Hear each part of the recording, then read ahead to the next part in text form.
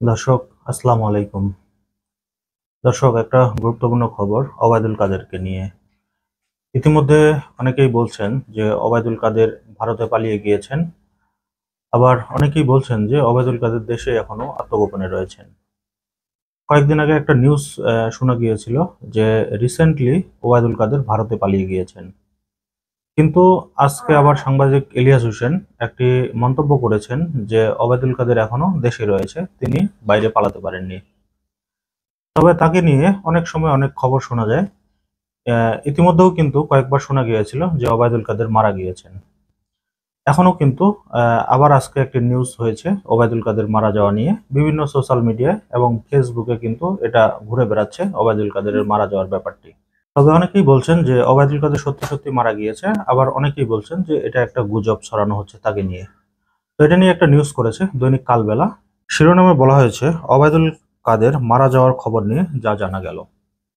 ইতিমধ্যে যেই ছবিগুলো সোশ্যাল মিডিয়ায় ঘুরে বেড়াচ্ছে, এটা দেখা যাচ্ছে যে কলকাতার একটি হসপিটালে আইসিইউতে বিভিন্ন সরঞ্জাম যন্ত্র লাগানো অবস্থায় তাকে দেখা গিয়েছে। এবং অনেকেই দাবি করছেন যে এটা মারা গিয়েছেন তিনি। তো খবরে যেটা বলা হয়েছে যে আওয়ামী লীগের সাধারণ সম্পাদক ওবায়দুল কাদের মারা গেছে দাবিতে সম্প্রতি ইলেকট্রনিক মাধ্যমে ৩টি ফটোকার্ড সামাজিক যোগাযোগ মাধ্যমে ছড়িয়ে পড়েছে। তবে তথ্যের সত্যতা যাচাইকারী প্রতিষ্ঠান রিউমার স্ক্যানার একটি প্রতিবেদনে জানিয়েছে যে প্রচারিত এই ফটোকার্ডের তথ্য মিথ্যা ও ভুয়া।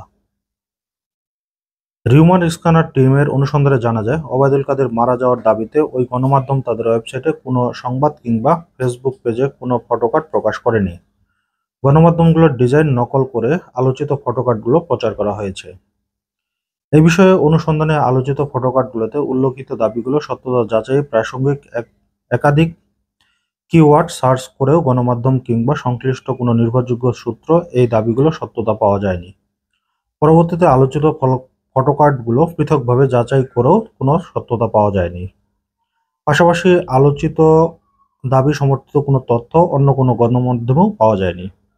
রিউমার স্ক্যানার বলছে, ওবায়দুল কাদের মারা গেছে দাবিতে ফটোকার্ড সম্পূর্ণ ভুয়া এবং মিথ্যা। মানুষ কিভাবে এই কাজগুলো করে, আসলে এটা আসলে আমার বুঝে আসে না।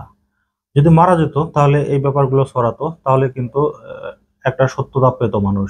কিন্তু এইভাবে বারবার এইভাবে মিথ্যা তথ্য বা অপপ্রচার চালাচ্ছে, এটা কিন্তু সুকৌশলেই একটি মহল করে যাচ্ছেন। তবে 5ই আগস্ট হাসিনা সরকার পতনের পর থেকেই ওবায়দুল কাদেরের আর কোনো দেখা মেলেনি। অনেকেই বলছেন ভারতে পালিয়ে গিয়েছেন, আবার অনেকেই বলছেন যে তিনি দেশের মধ্যেই লুকিয়ে রয়েছেন। তবে অনেকেই ধারণা করছেন যে যশোর ক্যান্টনমেন্টে তার থাকার একটা কথা রয়েছে। কিন্তু সেনাবাহিনীর যেহেতু এই জায়গাগুলো সুরক্ষিত এলাকা, সেখানে সাধারণ মানুষের প্রবেশ নিষেধ, সেজন্য কিন্তু সত্যতা এখন পর্যন্ত বেরিয়ে আসেনি। এবং ভারতে পালিয়ে গেলেও তাকে ভারতে কোথাও জনসম্মুখে দেখা যায়নি। অনেকে আবার এটাও বলছেন যে ওবায়দুল কাদেরের যে শারীরিক অবস্থা ছিল, সেই দিক বিবেচনা করে কিন্তু তিনি মারা গেলে যেতেও পারেন।